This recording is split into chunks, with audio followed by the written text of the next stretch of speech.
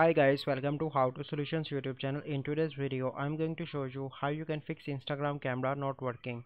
Before getting into this video, must subscribe to our YouTube channel and click on the bell icon. So the first step you need to do is to open Play Store and search your Instagram and update your Instagram application.